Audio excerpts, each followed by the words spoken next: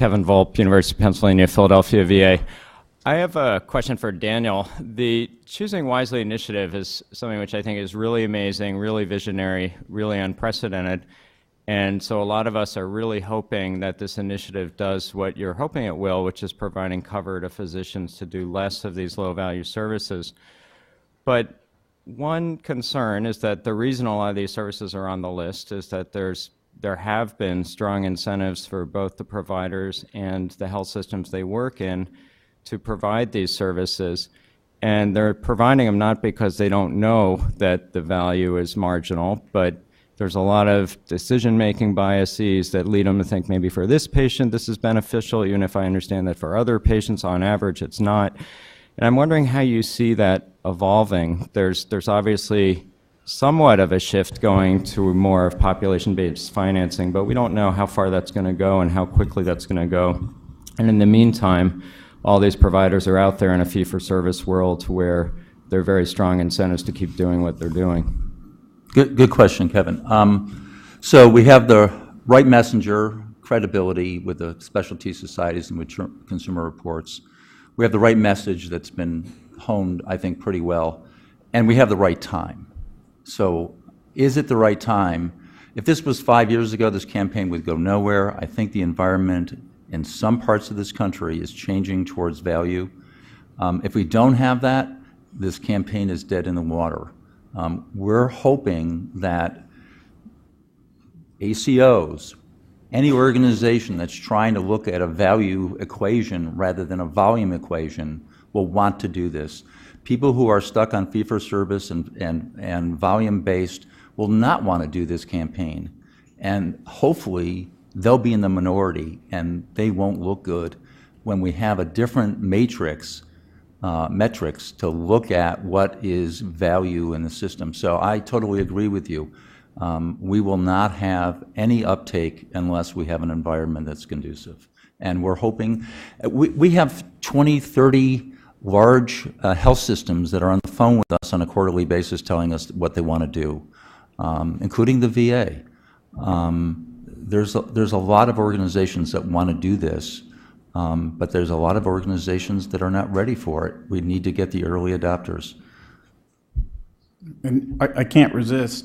Brent James, Intermountain, elective deliveries at 30 weeks, inappropriate inductions, hard stop on inappropriate inductions. In 2011, you saved Utah $50 million, reduced inappropriate inductions from 28% to 2%.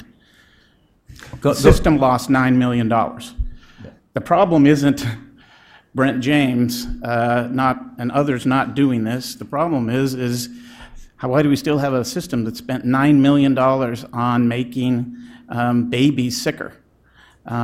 So good for Brent that he got it done, and didn't need to make money, keep making money, making that baby sick. And they have a health plan that helps them. Yeah. Let me say something about Intermountain, because they have used Choosing Wisely.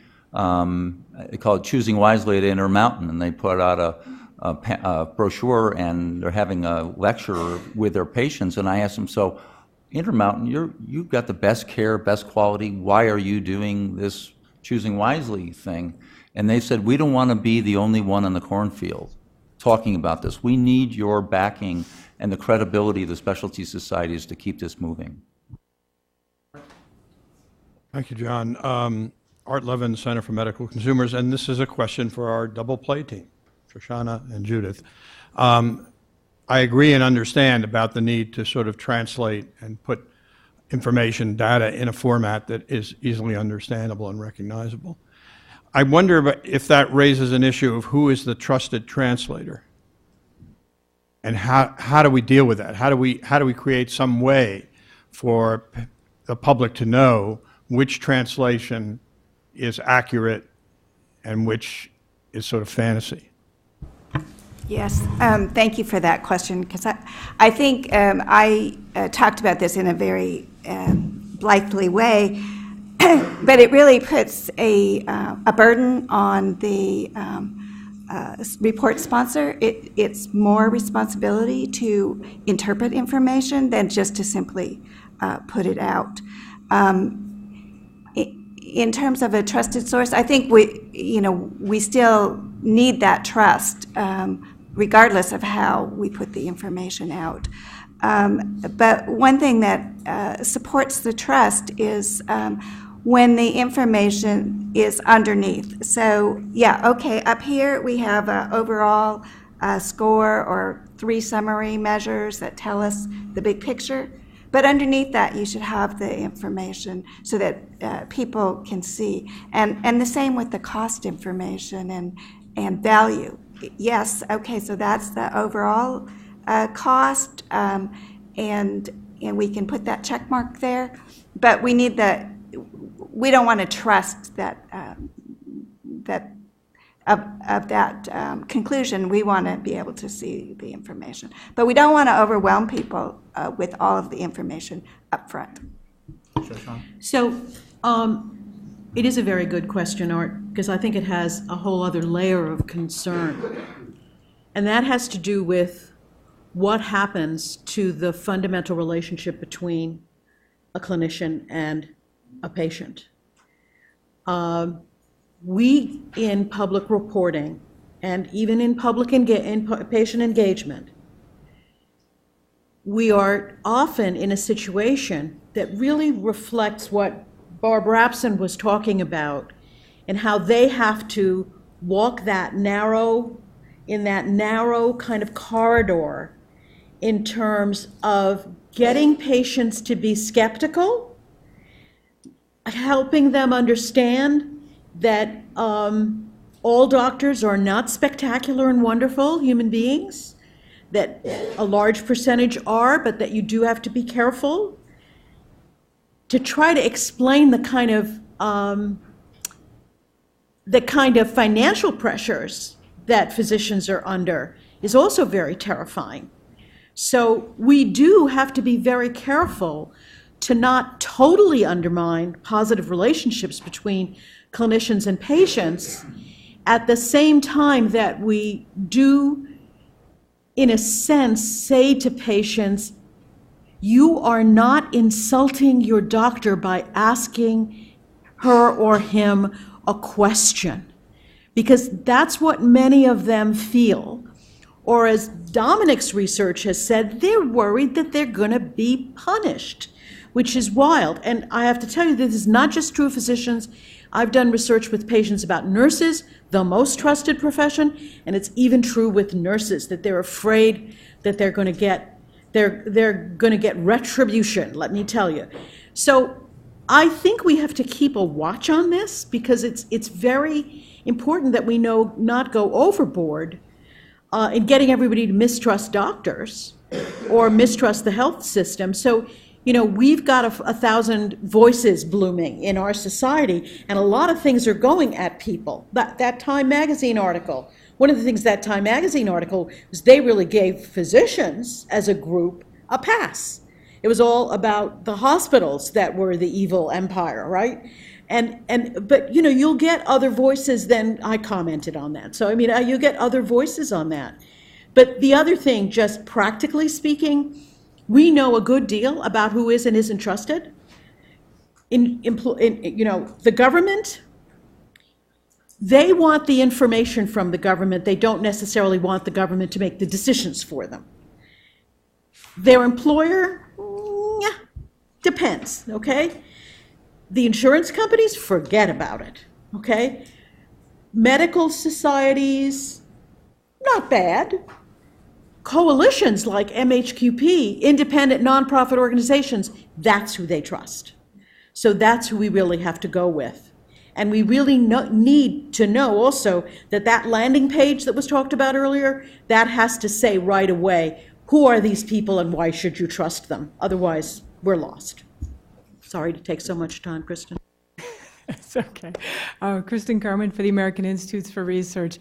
I want to make a couple quick connectors and then make a small offering of some information if you're interested.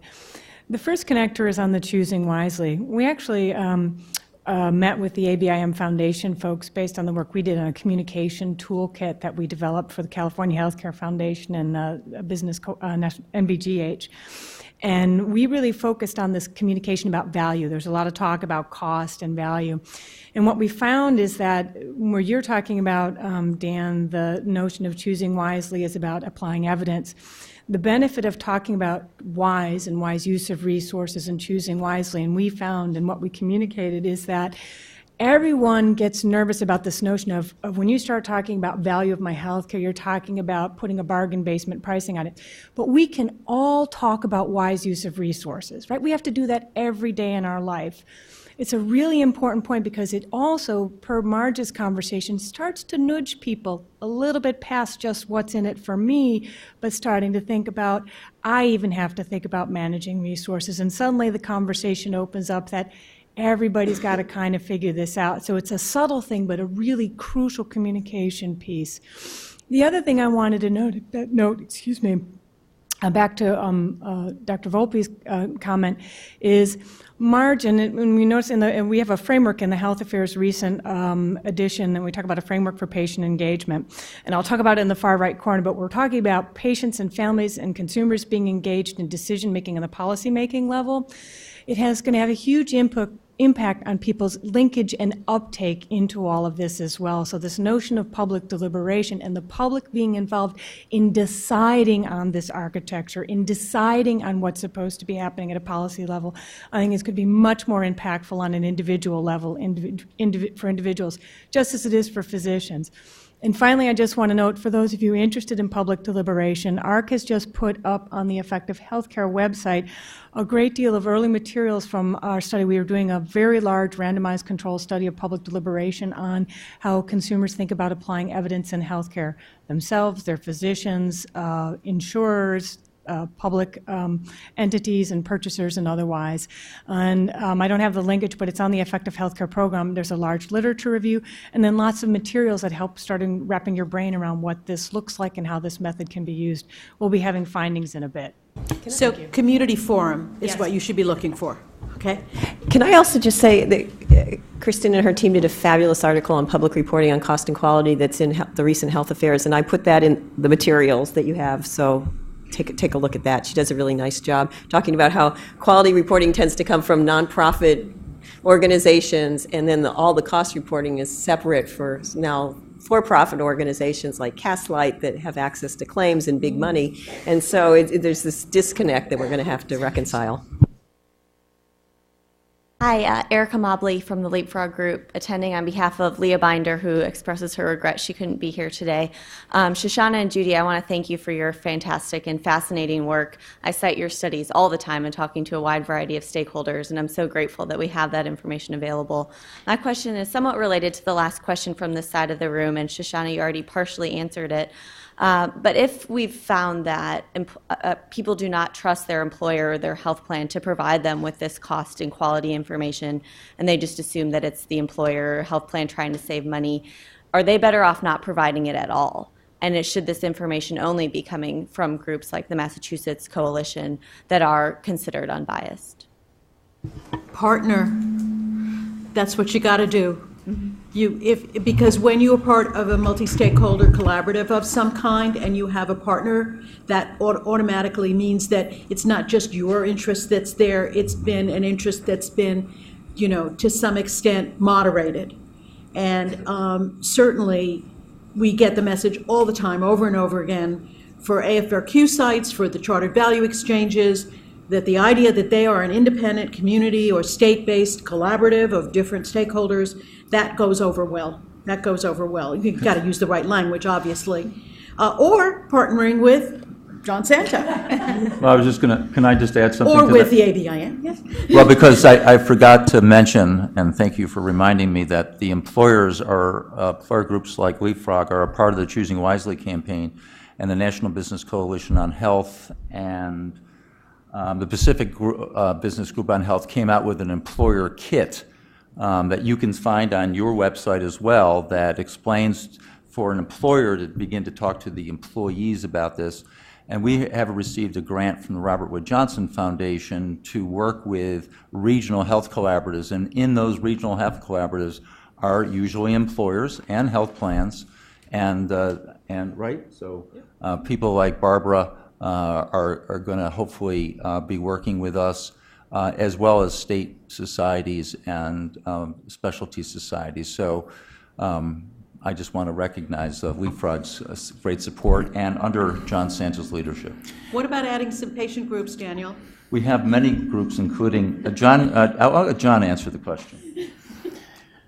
Well, first of all, I mean, let me say I think this is going to be a daunting task. Check out Change Health, who's mostly working through insurers, and see if you can get them to talk to you about the engagement results they're experiencing from their strategy.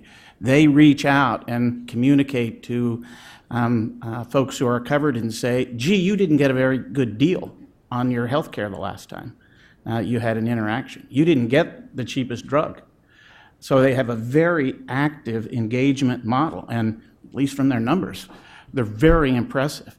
It's going to be hard for organizations like ours to afford that. In 2013, many of the folks in this room are lining up to purchase physician data.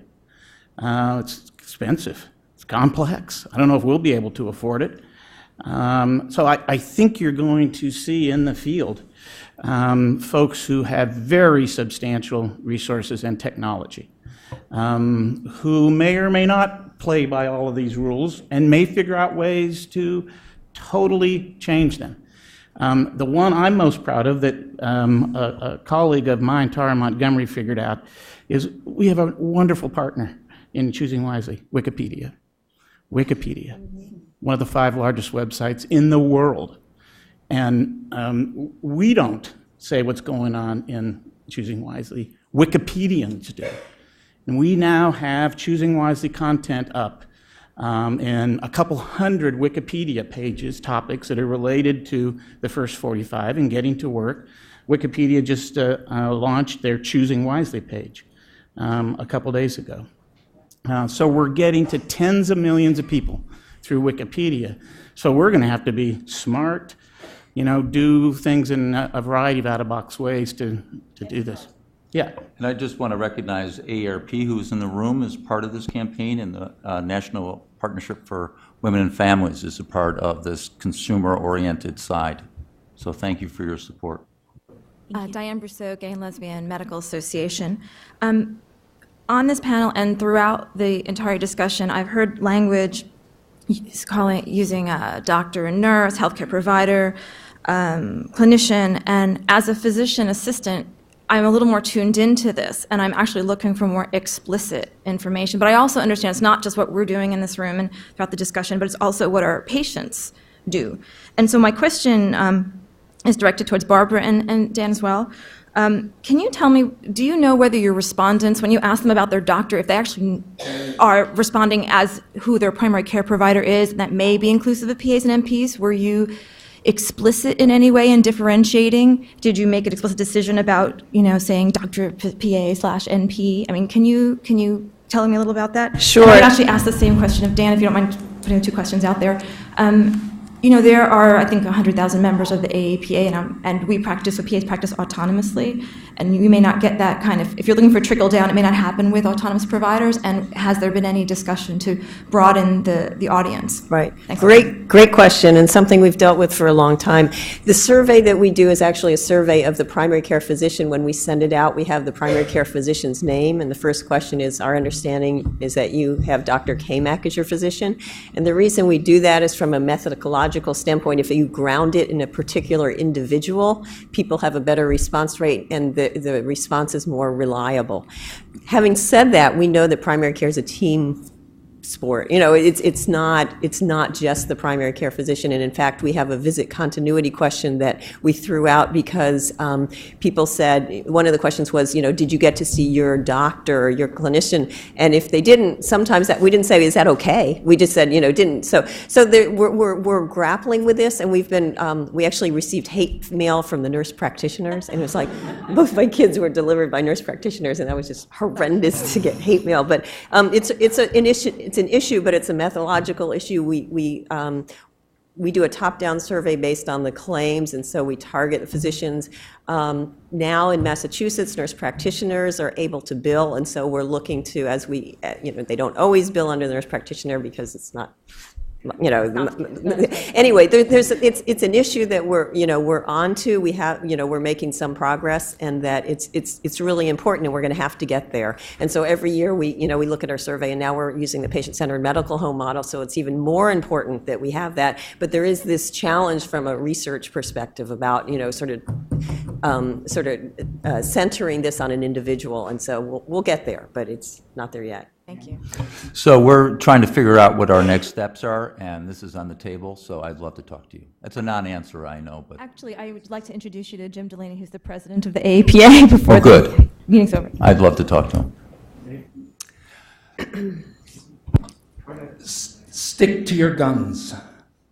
Please, please, please. In my speaking all over creation, I've heard a lot of responses from different physician communities and local medical communities where...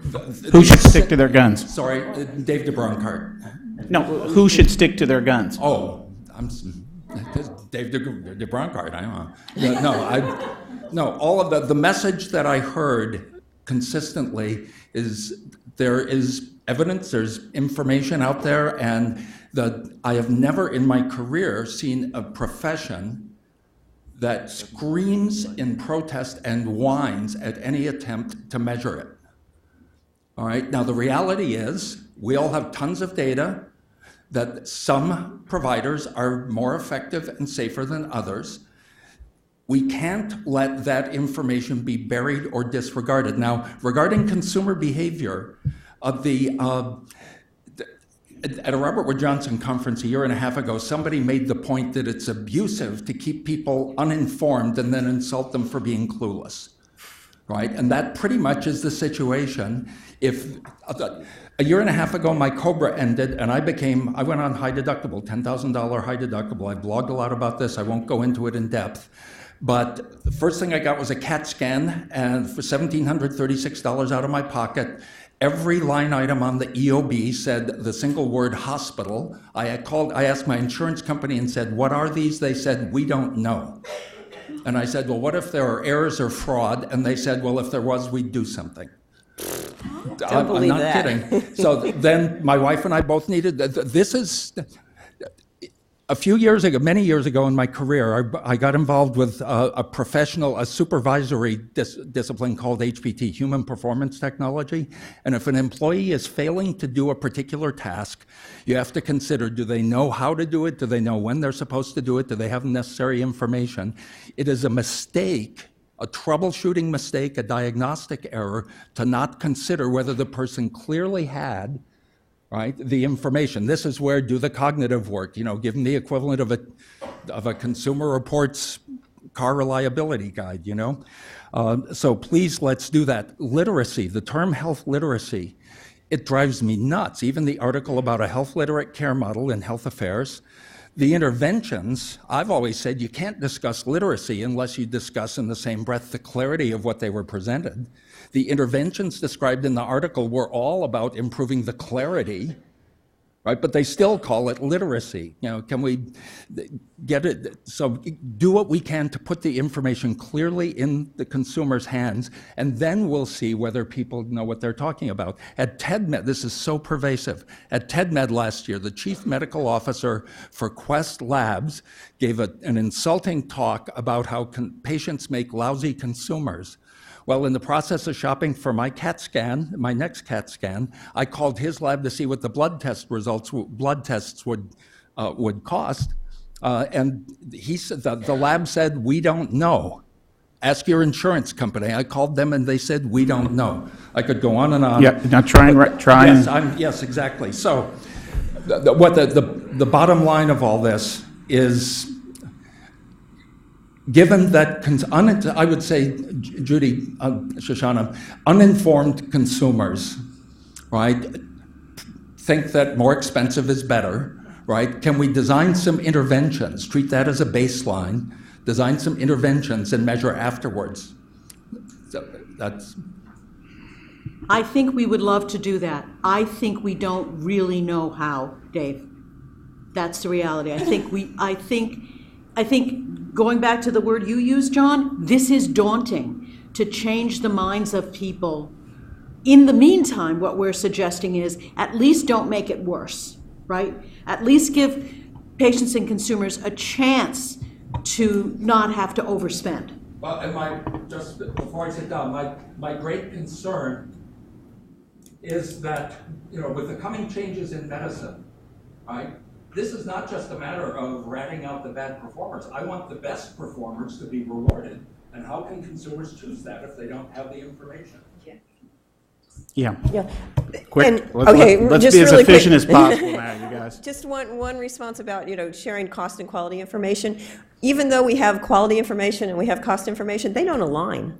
And so, for example, if you have, how much does this mammogram cost? We have, did your doctor's office, recommend a mammogram? That's not, was it an effective mammogram? Did you get the result? So we've got a long way to go, even on the measurement road, and moving into specialty measures and the data. So we're sort of daunting is the right word, I think, since it's a sort of a 360, how to present it, but also getting access to the right data. I caution addressing the public about cost at this time still. I think we just got out of rationing and death panels, and we're not out of them yet. And we're not out of them yet, probably, but I think we're getting out of there. But I think couching it this discussion in a different way will help us, and talking about costs will get us back to rationing and death panels. It drives me nuts when people are talking about end of life and they say it saves money. I mean, I'm not sure it does, and I wouldn't want to frame it in that conversation like that. Peter? Hi, I'm Peter Margolis from Cincinnati Children's. I'm interested in actually hearing a little bit about how you're thinking about presenting data over the next couple of years. I see what you're doing now, and obviously as somebody who's interested in transparency, it's important to me. But I'm also look at data transparency from a systems engineering perspective. So most of the variation that we see among physicians is actually due to the system in which physicians practice, and that system includes board recertification and payment and training and data feedback and all kinds of things. And the variation is relatively small among physician practices. There are some physician practices that are outliers and that way outperform everybody else. So and if our real goal is to cause improvements in outcomes to take place, it seems to me that we want to use data presentation in order to stimulate action among caregivers rather than fear.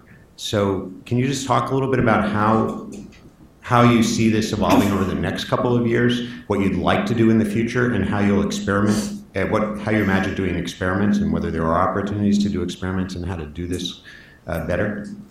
Yeah, so I think what we're going to see is more linkages between where people are going on the web and the kind of comparative data. So if people are going to read about knee replacements, they may not be thinking of the issues that they should be thinking of, and embedding in those sites, WebMD or the different sites that people are going to go to learn about their condition or the procedure, that will then highlight for them that these are the things to be thinking about, and here is some comparative data for your region to think about.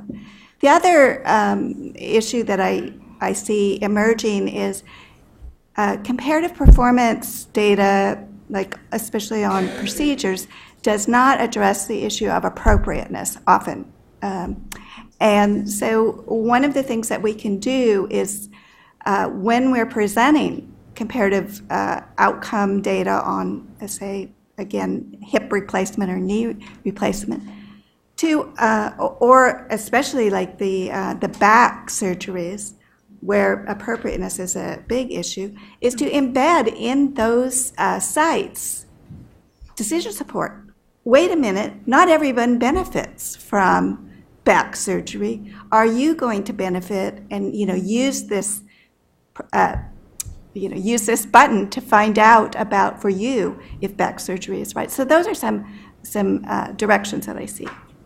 I just want to mention that the Agency for Healthcare Research and Quality has just started a new initiative called Improving the Science of Public Reporting. And the three of us are all involved with one of the projects that were funded, as is Kristen Carmen, who spoke a couple of moments ago. She's actually leading the project. And these are all efforts to use R21s, which are sort of more exploratory research, to sort of push those boundaries in public reporting. And what we are focusing on is what Judy was talking about, linkages between the kind of information that people are naturally looking for and the kind of information that we would like them to see. We have happened to have chosen, childbirth as our focal point because that is what we call a shoppable condition. But I think we really do have to start thinking out of the box. And a project that I was involved several years ago, it became very clear that really patient engagement needed to be the sort of overarching frame in which comparative quality and cost information is put out there. So if you look at the engagement behavior framework that the Center for Advancing Health has issued with 42 behaviors that represent engagement, one whole bucket of that is choosing wisely, Daniel, is choosing and using your providers. You can also give people information that they can use, because we think about this all as about choice, but what about asking your doctor some specific questions and giving people advice about what questions to ask based on what the information is? Because I got to tell you, as good as we can make it, it's boring. Okay? I mean, I've been doing this for a long time. It's not terribly interesting. It is. I helped Barbara with her first issue of her public report. But compared to most of the things that I look at on the web, it's boring. Think about YouTube, for God's sake. Just a quick comment. We're not going to be boring. We're going to take the folks who are not trusted by consumers and we're going to attack them. We're going to attack the drug industry, the device industry, and I'm sad to say hospitals. And we're going to attack them on safety. And we're not going to break anything that can't be fixed.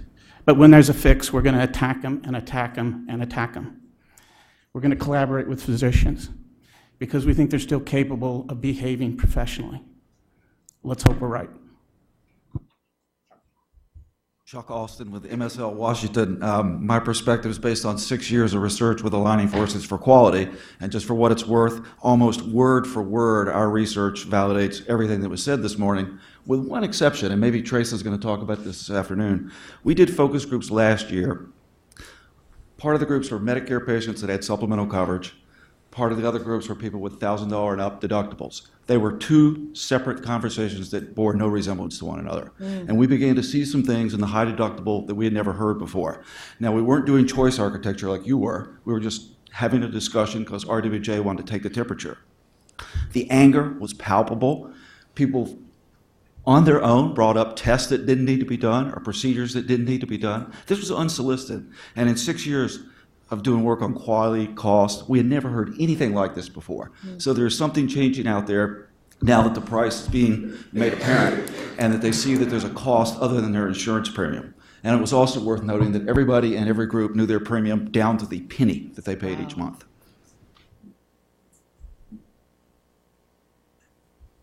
Hi, I'm reporting questions from the webcast. The first is from Kevin Kenward of the Health Research and Educational Trust, who asks, with such variability in costs for the same treatments and procedures, how are these costs determined and how is this cost information explained to the patient? I have a second question from Alan Kaplan, who is the co-author of a recent review paper called Family Caregiver Alliance, and he directs his question to Mr. Wolfson, asking, can you comment on the possible impact on the Choosing Wisely campaign on the standard of care and malpractice litigation? Why don't you do the second one first? So that is a really good question. Hit your microphone, Daniel. That is a really good question. And what I've heard is Two sides. One side is you developed a new standard that people could shield from liability. The other side, of course, is you're not doing a test, you're exposing yourself to more liability. I don't know the answer. I would think that doing the right thing is more defensible. I also think there's the flip side. You did the wrong thing and you hurt somebody. You did something unnecessary and you hurt somebody. I think that will certainly count as being liable. But this is a big concern of a lot of physicians. Emergency room physicians are coming to see me based on this notion that we should get involved in medical reform tort. And I don't know where we stand, except we want to keep focused on what we're trying to do. But it's a huge issue. It's real. It's real because it's in the minds of physicians when they do tests and procedures and saying, you know, I got to cover my bases. And so of the many things that drives overuse, there's certainly a lot to say about liability. Let me try the first question. Go to NQF. There's a variety of cost measures that have been approved by NQF. NCQA, for example, has RRUs, relative resource units. They're by diseases. So, for example, heart disease, diabetes, COPD, I think. Look at those methodologies. One that we have found very interesting and we've written about is the Health Partners Comprehensive Cost Measure. It's the only NQF comprehensive cost measure that's been approved. To Health Partners' credit, they've put it in the public domain. It's you can look at all the information on their website. They'll help you understand it. You know, I think it's a first and really important step in terms of understanding cost. And I'm serving on an NQF cost measure committee that will look at it again. Hi, Jeff Belcora from the University of California, San Francisco. I'd like to ask Daniel if he could comment a little bit on, I was encouraged about the idea that the Choosing Wisely campaign is not just about overuse, it's also about underuse. So for example, with the story you told about personal in-person feeding as opposed to tube feeding. And I wonder if that's something that can be more emphasized, because as a consumer, I'm sort of suspicious of focusing on just one side of the equation. I think there was a lot of people in our system who are at risk for underuse. I understand that in orthopedics, for example, older and minority patients may not be getting access to hip and knee replacement surgeries that actually may be appropriate and underused in those populations. So it would seem to me that telling the Goldilocks story about choosing wisely, that it's about getting it just right.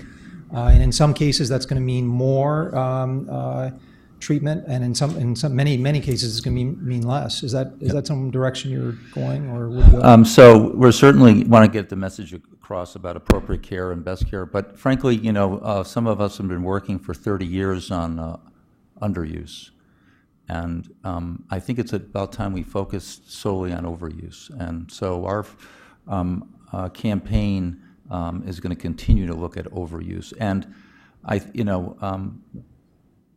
waste is the beginning of a conversation. You know, we hope that we can evolve maybe into more difficult conversations about marginal benefit, palliative care, end of life. We wanted to start with the basic, but we are a small foundation. We're leveraging lots of organizations out there and trying to stimulate them. And I think if we changed our message to underuse, we wouldn't get across our objectives. So I'm not suggesting you change the message to underuse. Yeah. I am suggesting that maybe you put aside your personal history or the collective personal history people who have been working on underuse and are, don't feel like that's. I think it's a credibility issue for consumers. I think it's a big mistake to say choosing wisely. Your message, your brand, is perfectly suited to saying we need to, thread the needle and get appropriate care. Right. And in many cases, maybe the majority of cases, we're worried about overuse. You're maybe higher risk if you have insurance. Right. And you're not in a marginalized or underserved community. You're maybe at higher risk of being exposed to the risk of overuse. But there are many, many people who are exposed to the risk of underuse. Right. And so it's just a recommendation I would have. Let me share with you that in our consumer translations, we have heard over and over again, if you break it, you got to fix it. If you tell me what not to do, you need to tell me what to do. So the section that we have on what you should do is the most popular section, and actually people want to hear about what they should do that doesn't involve a physician, that they don't need to go to a physician for. So you're right. I think you're on the right track. Yeah, I think we are trying to do both. Right. Shoshana, a quick comment? Yeah, we did something in the 3 Cincinnati groups, and then we did another 8 groups for the Robert Wood Johnson Foundation Aligning Forces for Quality. And there was one thing that we did in those groups which was different from anything else, and that is that we used something that's called the Prometheus model, which was set up as a reimbursement model. But what Prometheus does is it breaks healthcare costs into 2 buckets. And in some circumstances, those 2 buckets are in reverse relationship to each other. Let me explain. The first bucket is getting typical, what one might call recommended care for a chronic condition. And the other is, and so there's the costs of that typical care, and then there's the costs of the avoidable complications related to that condition. So when we show people a chart, which I don't have with me, that shows the relationship and compares doctors in terms of how they do on these 2 buckets, a fascinating thing happens. The consumers interpret the bucket with avoidable complications as a quality measure, inherently, because their view is avoidable complications shouldn't happen, that's bad quality care, so if they're getting more avoidable complications, they're a bad doctor. What's fascinating to me, though, is that by doing that breakdown is we're implicitly saying some costs are good. You need to get what you need to get. Because if you don't get what you need to get, you may end up with all of these other expenses that were essentially avoidable and often even higher than what it would cost to do that. That's a very complex set of ideas. We were kind of stunned in our groups that people got it and that they immediately started to interpret this number, the cost for avoidable complications, as a very acceptable quality measure. So I think we have to be very creative about this. Pamela? Is this on? My name is Pamela Rich, and I am from the National Business Group on Health. We are a membership organization of over 360 large companies. I'd like to add a perspective to the mix when it comes to the employer and price transparency and quality transparency tools. This is something that we have been working on for quite some time with our members and something we hear about all the time. It takes a big cultural change, as has been mentioned. Employees, consumers for that matter, don't know how to shop for healthcare. They know how to shop for everything else, but they don't know how to shop for care. So we're hearing all the time of our members who are large employers taking it upon themselves to partner with transparency vendors like Castlight, like Change Healthcare, like Truven Health, to implement price transparency tools that offer not only prices for services, but quality metrics as well, and do what we talked about earlier, embedding information into these tools so that employees can find a decision aid, can find information about their healthcare need, and it's all in one place. And from what our employers have told us about the engagement levels, they're off the charts. Once employees know how to do this, they go back and they do it over and over and over again for the services that they can.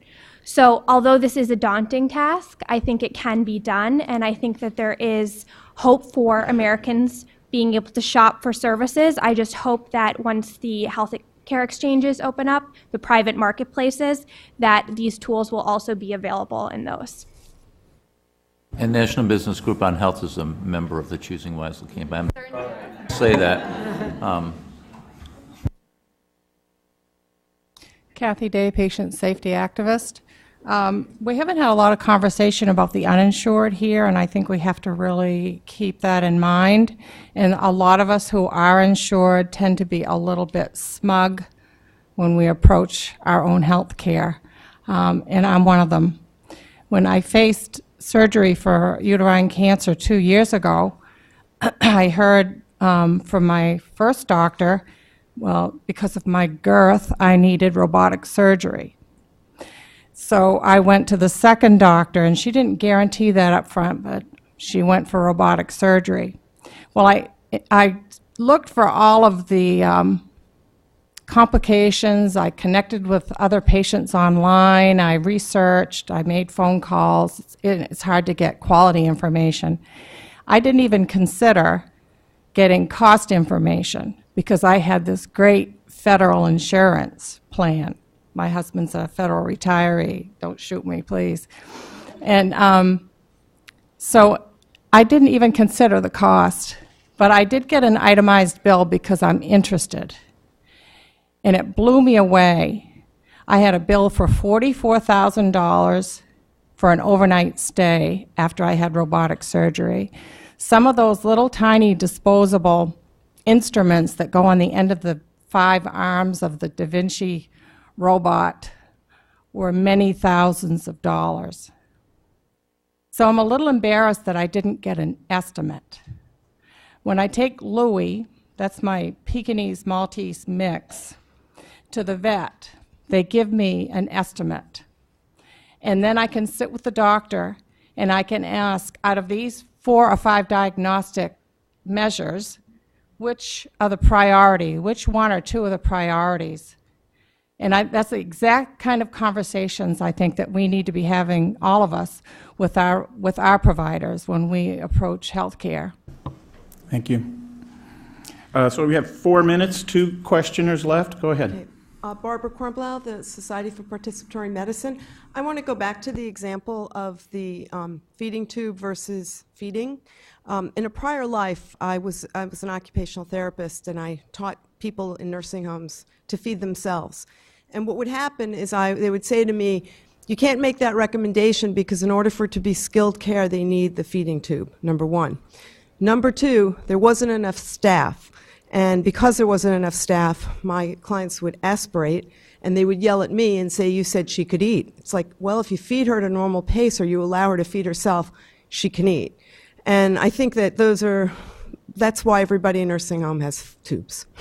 Because we don't, when nursing homes are owned by hedge funds, the only thing they can cut back on is staff. Victor Montori, Mayo Clinic. First, congratulations for fighting against the corruption in healthcare, which is, I think, that's the word that came to mind when you asked what word comes to mind about choosing wisely. For me, it was corruption, because being a healthcare about itself and how to get bigger rather than about patients, and this is trying to revert that. And congratulate you for what is going to be a great battle, and I want to join you. The second thing is that battle has some interesting edges. When do you get quick wins and when do you keep pushing? And so we heard one about like a second ago regarding robotic surgery. JAMA this week has an article showing that for that particular kind of procedure, except it was for benign disease, robotic surgery for hysterectomy is not superior to laparoscopic surgery and costs more money. So if somebody who had to choose wisely, they will have to choose against robotic surgery in that circumstance. But there will be some edges that will have to be crossed over in that situation, and some fights that will have to be fought, and they may need to be prioritized lower for the campaign to be successful. I'm interested to hear about the strategy related to that. And related to that issue, there's good evidence that for-profit hospitals and for-profit dialysis facilities are associated with higher mortality and higher cost. So if one were to choose wisely, one should avoid for-profit hospitals and for-profit dialysis units. And yet again, we have problems with, crossing certain edges and bumping into some toes. So I'd like some comments regarding that. So I think you brought up, a marginal benefit discussion, and whether we move away from waste, $210 billion worth of waste, and go to marginal benefit is an open question for us. Some people are saying keep focused on just waste. If we take out that, it would be great. Marginal benefit is very difficult. I think if we're going to do that, we're going to study for about 2 years about how to talk about it, and right now we have no way of thinking about how to talk about it. But please, I'm glad Mayo is going to join the campaign. We need everybody in this room to join the campaign. I wish I had time to say that. This campaign will be nothing unless we have everybody in this room participating and doing research to see if what's effective in implementation. I just comment that, as my earlier comments suggested, I mean, I think we need folks who have both confrontation and collaboration skills, and we need folks who are comfortable around really aggressive conflict and confrontation. I'll do the collaboration, you do the conflict. Yeah. I was at a meeting yesterday where industry's over here, doctors over here, consumers. There's a lot of conflict. And by the end, it was amazing how everybody said, this is the best discussion we've ever had. Your final, quick. This is a quick comment from Marge. With all of this conflict, and what's our hope out there for patients to really think like citizens? I mean, you really think that that's possible? What do I take back to the docs? You get the last word, Marge. Okay. There. It actually came up in a discussion group we had on a project called Visible Fairness, having to do with the use of cost effectiveness as a coverage decision. And what one woman said was, I support it, I get it, I think it should be used, but I don't want to hear it from my doctor when they're taking care of me. I want to know, you do it behind the scenes, but I want to know, is this treatment right for me? If it's not, fine, I don't get it. But don't talk to me that cost went into the equation. So, and I think, so that's the divide, is the patient at the bedside and the patient who's now in the voting booth or whatever, is that there are only so many miracles you can do to get them to completely merge at the same time. So I don't think, as you said, you can bring up costs directly. But I guess where I'm so wedded to is when you take the public and you put them around the table and you ask them to help deliver, they are ready, for the most part, lots of nuances here, to dump low-value care. So the question is, do the other stakeholders, are they brave enough to say, okay, let's see how we actually put that into practice in a way that really marries the values of this larger group without totally trampling on the values of the individual. I think it can be done. So thanks, everyone. Let's have lunch.